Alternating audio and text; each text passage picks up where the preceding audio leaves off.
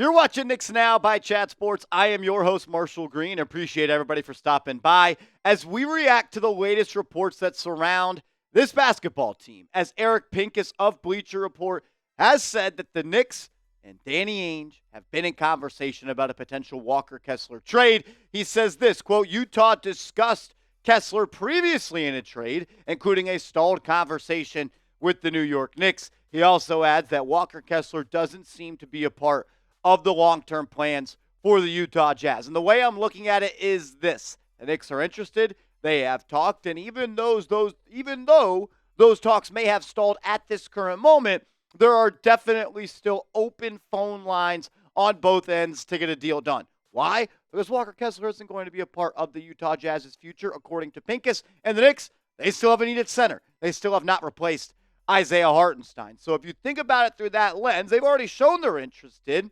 And maybe they can go out and make a move for that because they have not replaced Isaiah Hartenstein. There still needs to be another move made at that center position. At the end of the day, we are a Mitchell Robinson injury away from being in a pretty tough spot, especially if that comes after the NBA trade deadline. There's also reports now coming out that Mitchell Robinson could miss the start of the season after he had to have two surgeries on that leg/foot last season that ultimately ended his season in the playoffs. And injuries are nothing new to Mitchell Robinson and his career. Look, if he is healthy, if he's able to play, if he gives you 65 games this year and he's ready to rock and roll in the playoffs, the Knicks are going to be just fine. But the best way to predict the future is to sometimes look at the past. And that tells me that Mitchell Robinson isn't likely going to play all that many games. You talk about the last 4 years, he's played more than 59 games just one time. The Knicks will be in serious trouble if he puts out a games played amount of 59, 31, or 31 this season. Begley put this out a couple of weeks ago, and I just wanted to go back at it in case you have missed it or did not see the show. He says, quote, Mitchell Robinson is also rehabbing a surgically repaired injury this offseason. Robinson had surgery in mid-May to repair a stress injury to his left ankle. As of earlier this week, Robinson had not yet been cleared for high-intensity weight-bearing activities during his rehab, per people familiar with the matter. So Robinson has to clear several hurdles before he gets clearance to fully participate in training camp. And while I want Mitchell Robinson to be ready for training camp, and while the Knicks are going to need him to be ready to rock and roll once the season starts, because of his injury history and the fact that he hurt that ankle twice last season, 2 stress injuries, you cannot rush Mitchell Robinson back, especially with that type of injury. Because let's say you do rush him back, and he does have another injury. Maybe that same injury. One, his career could be looking a little bit shorter if he has a third stress injury to a foot in less than 12 months. But also, if he gets hurt again, whether it's because you rush him back or whatever it may be, you are going to be in a really tough spot at that center position. You got 3 guys who have played the NBA before at the center position. Mitchell Robinson, 6'8" Precious Achiuwa, who has come out and said he is a power forward, and the data shows you that he is better at playing power forward, and Jericho Sims, who through 3 years in the NBA has showed me that he's nothing more than a developmental big. You also have Ariel Huck-Porty on this roster. He's on a 2-way deal at this time. Last pick of the draft just a couple of months ago. I'm not going to put a lot of stock into the belief that he could help this team if an injury happens to Mitchell Robinson. So I am the team that there still needs to be a trade made for this organization. You want to be active. You want to be proactive before you have to be active because an injury happens. Because if you are, the Knicks are going to be held hostage in a bad spot. Do the Knicks need to trade for a center? Let me know your thoughts. Why for yes and for no. When it boils down to Walker Kessler and the Knicks, if Kessler is available, the Knicks should call again and really try to get a deal done. I understand that Danny Ainge is the head of basketball operations for the Utah Jazz, and he never, ever makes a trade unless he thinks he's absolutely winning it. And, of course, it is always FDA on this channel, F. Danny Ainge. But, look, it's the cost of doing business. You got to pay to play. And the Knicks right now are right there when it comes to being a championship contender. And if going out and adding a guy like Walker Kessler to pair him with Mitchell Robinson to have a defensive duo at that center spot, you might just have to go do it. Kessler is really good, and he's really, really young. He's one of the best shot blockers in the NBA. He also is one of the best offensive rebounders in the NBA.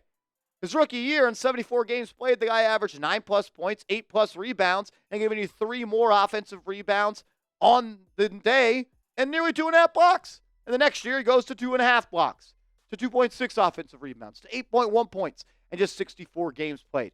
He is a legit 7'1" guy. 7'1", 250 pounds, and still just 23 years old. There's a reason that the Jazz are looking to get value back in a deal for him, because he is a good player, and he has not even scratched the surface of the type of guy he can be.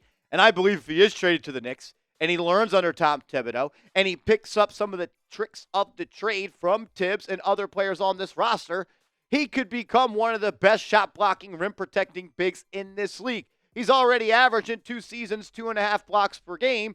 What could that become if he learns under Tibbs? Tibbs has been known to develop centers and get the absolute most out of him. And when you look at some advanced analytics from this past season, we're talking defended field goal percentage, meaning what does the shot taker shoot when you are defending his shot? Mitchell Robinson, he allowed a 52.1% field goal percentage when challenged. Isaiah Hartenstein, really good at 46.6. Walker Kessler, the best of the trio at 46.3 because he's bigger and he is just as strong as these guys at 7'1". And I believe his defensive instincts are a little bit better than Robinson. I think his defensive IQ is a little bit better than Robinson. That's a little bit of a foul trouble issue, but he's still young, only entering his 3rd year in the NBA. When it comes down to what could a trade look like, you always got to look at what the salary is for the player. Walker Kessler's making $2.9 million this year, so if you make a trade with the Jazz, you're going to have to be sending out $3 million because if the Knicks send out less than they receive, they will be hard capped at that first apron, and they did all that work to unhard cap themselves in that Mikal Bridges trade. If you wait till next year, it's $4.8 million, or if you trade for him next year, no matter what, it's the last year of his rookie contract, he'll be making $4.8 million. Coming up around the corner, I've got a trade idea involving the Knicks and the Jazz, with Kessler becoming a Knick and someone going to be a Jazz, including a couple of picks. But first, I got to tell you about our proud sponsor, Prize Picks. New deal alert. You give $50 when you play $5 with this link, prizepicks.com/CLNS. So make a lineup for $5 with promo code CLNS at prizepicks.com/CLNS, and they're going to give you $50 for free. It's the best daily fantasy sports app in the game. Football season, we're just a couple of days away. Basketball season, less than 2 months away. You can play Prize Picks all year long. It's daily fantasy sports made easy. All you do is create a lineup of 2 to 6 players, and you simply pick more or you pick less. And I've already got a lineup cooked up for NBA opening night. Give me the more on rebounds per game average for Bam Adebayo. I'm going to take the more on season assists for Jalen Brunson. I think with the new talent around him, he's going to be more of a distributor. And the number 1 overall pick, Zachary Risachet. Give me the less on his points per game this season. They've got game lineups you can make for every single night or season-long lineups that you can make right now. Get hooked up with Prize Picks. It's prizepicks.com/CLNS, promo code CLNS. $5 on a lineup. They're going to give you $50 for free. That's a pretty sweet deal. Support the show. Support the sponsor. Be a real one. All the information is clickable in the comments and description of this video. Alrighty, since we know that Walker Kessler, a trade, is going to cost the Knicks $3 million at minimum in outgoing salary, let's talk about what else they could offer in a trade. Right now, the Knicks have 2 tradable first-round picks due to the fact that they traded 5 first-round picks for Mikal Bridges.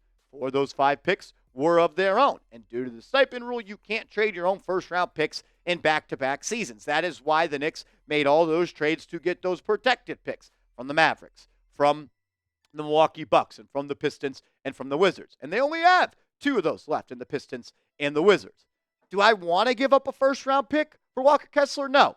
But is that Pistons pick or is that Washington Wizards pick ever going to become a first-round pick? I guess we're going to have to find out. If I had to bet, though, as to what Danny Ainge is asking for in return for Kessler, I'd say it's a 23-year-old guard, Deuce Miles McBride, that's making $3 million per season for the next 2 years. He's just 23 years old. Deuce is a really good player. I'm not saying to trade him because he's a bad player. I'm saying to trade him because he's a good player, because you're getting another good player in return for Walker Kessler. You can't just always rob everybody like it's Masai Ujiri on the other side of the phone. It's not always going to work like that. You got to give to get. You got to pay to play. And if you want to add a top center at the defensive side of the floor that's still just under 25 years old it might just have to be Miles McBride going out. The dude's great, and I love Deuce. I don't want that to take away anything from him and how I feel about him, because I think he's a great player, and I respect the grind. The guy was playing in the G League this past year, and look at the growth in his career.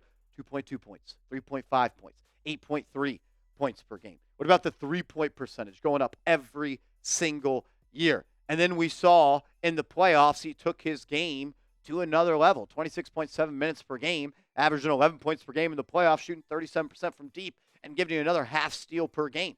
The dude put the work in, and he is reaping the rewards. And it would hurt a lot, and I would feel bad, and I would miss him. I would hate to see Deuce McBride go. I want to see him be a Knick for life. But you got to think about it like this. What about when his contract's up? Are the Knicks going to give him the money that he deserves? There's going to be a lot of money for him to be the second or third guard coming off the bench for the New York Knicks. I'd hate to see it go. But then I also look at it at the Utah Jazz's side. The Knicks probably value Deuce McBride more than the Jazz do. And Danny Ainge, the fraud and thief that he is probably saying, I need a little bit more than just Deuce McBride. If I'm giving you a 7'1" shot blocker that's averaged almost 3 blocks per game each of the first 2 years of his career, I'm going to probably need something else on this team. And also, if you're the Knicks, you're thinking about it like, what is his role on this team going to be? Like, what does Deuce McBride do for the Knicks this year? Because they are loaded at the guard position. Brunson's playing 35 minutes. Bridges is playing 35 minutes. And then how many minutes is Campaign playing? How many minutes is Tyler Kolek playing? How many minutes is Dante DiVincenzo playing? How many minutes is Josh Hart playing? Like, even if you think that Deuce McBride is ahead of Campaign in this rotation, which he probably is, and he is ahead of Tyler Kolek, he's still the third backcourt member to come off the bench behind DiVincenzo and Josh Hart. Like, if injuries do not happen, which fingers crossed saying they don't, how many minutes is Deuce going to play? 10, 11, 12? That's probably on the high end. And do you want to hold on to that guy to make you potentially miss out on trading for a 7'1", 23-year-old big man? Because we are in a bad spot. We are a Mitchell Robinson injury away from maybe Precious Achiuwa starting playoff games for the Knicks. Like, what if the injury happens after the trade deadline? And then you're stuck with Jericho and Precious Achiuwa and Ariel Hukporti as your threesome at the center. I don't know. Look, the Knicks will have to overpay if that happens. Like, if I am a team and I see Mitchell Robinson go down in January and the trade deadline comes in February, and I know that they are going to come out and make a trade for a center, the price for the guy you're trying to trade for goes up, buddy. That's how it works. You're desperate. I know it. You're going to make the trade. I am going to hold you hostage in that situation. Maybe that means they should make a trade right now. Here is my trade idea to land Walker Kessler with the New York Knicks. Would it stink to see Miles McBride go? Absolutely. I've loved seeing the development. He deserves a standing O anytime he enters Madison Square Garden for the effort that he plays with. But at the end of the day, you're probably getting a starting center in Walker Kessler, while Miles McBride, not to diminish anything he does or is, he's behind DiVincenzo and he's behind Josh Hart in the rotation off the bench. There's only so many minutes to go around, especially when Tom Thibodeau is calling the shots. Would you make this trade? I think you have to add 2 second-round picks, probably at a minimum, to get Kessler. Maybe even you have to add one of those late protected first-round picks. I don't know. But let's say Danny Ainge called you up as you are the general manager for the Knicks and says, yo, would you make this trade? A for accept, D for decline. Let me know what you think. Look, for me, this is an easy accept. I would do this trade right now. Gives you 2 legit centers. You have 48 minutes of elite rim protection, 48 minutes of elite offensive rebounding. You get back to being the big, bad, strong, tall, physical team that you are at that center spot. He is not Isaiah Hartenstein. He's not nearly as skilled. He can't space the floor. He can't play make like Hartenstein. But you're doubling down on what you are, which is tough, gritty, and physical. That's what Walker Kessler is. One of the best shot blockers, one of the best rebounders, and a legit 7-footer. Be really tough for teams to handle 2 7-footers that do that on the Knicks, especially if Mitchell Robinson is able to stay healthy. If you want to continue the conversation about this video, hit me up on Twitter. I'm on Twitter at @MarshallGreen_, and I'm on Instagram. Same handle over there. Give me a follow, and let's go Knicks.